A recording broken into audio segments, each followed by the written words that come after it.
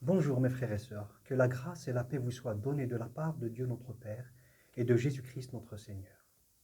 Il est vrai que nous traversons des temps particuliers, des temps difficiles, des temps de maladie, des temps d'épreuve, et ce n'est pas toujours facile, je l'entends bien. Mais j'aimerais d'emblée vous dire que le Seigneur Jésus-Christ n'est pas dépassé par ces événements ou tout autre événement d'ailleurs. Il est le Maître absolu, le Roi des rois, le Seigneur des seigneurs, le Tout-Puissant. Il est au contrôle de tout et il règne sur tout. À lui soit toute la gloire.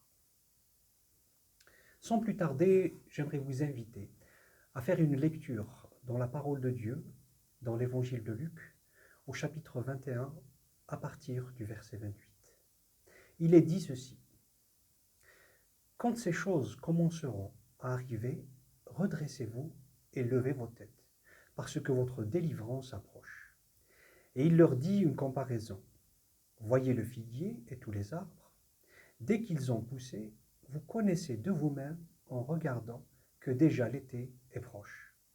De même, quand vous verrez ces choses arriver, sachez que le royaume de Dieu est proche. Je vous le dis en vérité, cette génération ne passera point que tout cela n'arrive. Le ciel et la terre passeront, mais mes paroles ne passeront point. Prenez garde à vous-même, de crainte que vos cœurs ne s'apesantissent par les excès du manger et du boire, et par les soucis de la vie, et que ce jour ne vienne sur vous à l'improviste. Car il viendra comme un filet sur tous ceux qui habitent sur la face de toute la terre.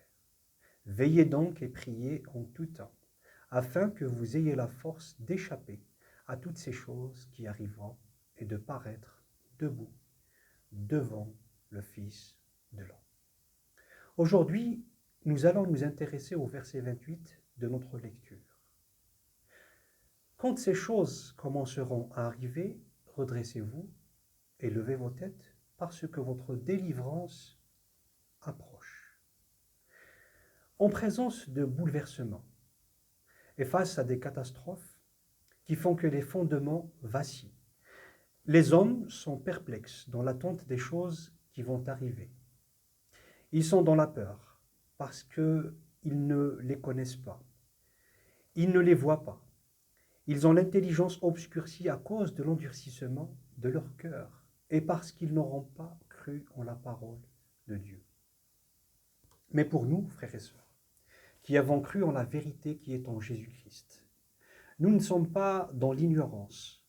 Nous sommes avertis par le Maître qui nous a dit « Soyez sur vos gardes, je vous ai tout annoncé d'avance. » Et si les méchants tremblent et s'effraient, ne sachant ce qui va leur arriver, nous, disciples de Christ, notre foi, notre espérance se fortifie au sein même de ces terribles circonstances, qui ne sont que des signes avant-coureurs de notre délivrance.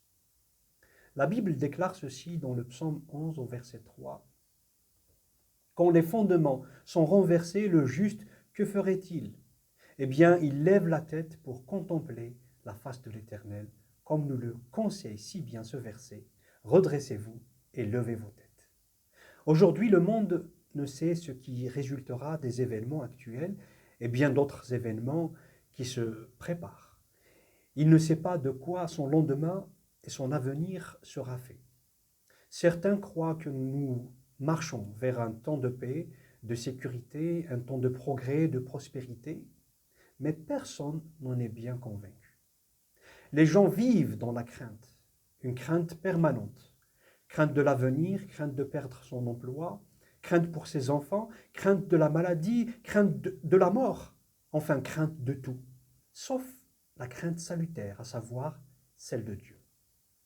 L'apôtre Paul déclare dans son épître aux Romains, au chapitre 8, au verset 22, « Or, nous savons que jusqu'à ce jour, la création tout entière soupire et souffre les douleurs de l'enfantement. » Oui, frères et sœurs, nous qui avons cru, nous savons que le temps de la paix ne peut exister sur cette terre que par le règne de celui qui est appelé le prince de paix, à savoir Jésus-Christ. Mais nous savons aussi qu'auparavant, le Seigneur vient et il vient bientôt enlever son Église et le moment est vraiment proche. J'aime ce vieux cantique qui dit ceci: « Voici l'aurore d'un jour nouveau, le ciel se dore de feux plus beaux. Jésus s'apprête, pourquoi gémir? Levons nos têtes, il va venir. » Jésus dit: « Voici je viens bientôt. Heureux celui qui garde les paroles de la prophétie de ce livre. » Apocalypse 22, verset 7. Quelle merveilleuse promesse qui sort de la bouche de celui qui s'appelle fidèle et véritable. Et nous avons la certitude qu'il veille toujours à l'accomplissement de sa parole. Cela nous fortifie, nous encourage, nous console, et nous avons l'espérance de la vie éternelle. Nous sommes sur le chemin qui mène au ciel, et c'est Jésus qui est le chemin, la vérité et la vie, et nous aboutirons au travers de tout ce qui se passe sur la terre. Frères et sœurs, nous ne pouvons partager les craintes du monde, pas plus que ses illusions. Ce monde qui est éphémère, périssable, temporaire, où tout va passer. Le Maître n'a-t-il pas dit dans le passage que nous avons lu dans l'évangile de Luc que le ciel et la terre passeront, mais ses paroles ne passeront point.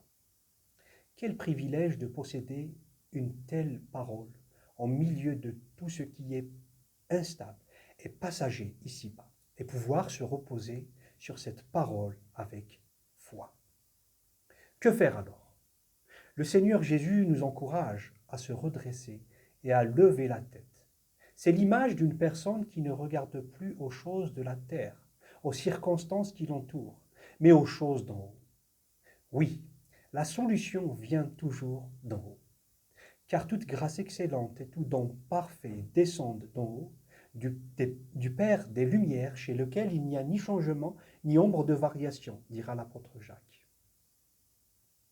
Les gens de ce monde, qui ont pour Dieu leur ventre, s'attachent aux choses de la terre, regardent aux choses de la terre, pensent et s'affectionnent aux choses d'ici-bas. Mais nous, frères et sœurs, nous sommes citoyens des cieux, étant donné que Dieu nous a ressuscités ensemble et nous a fait asseoir ensemble dans les lieux célestes en Jésus-Christ. Nous sommes déjà assis par la foi dans les lieux célestes en Jésus.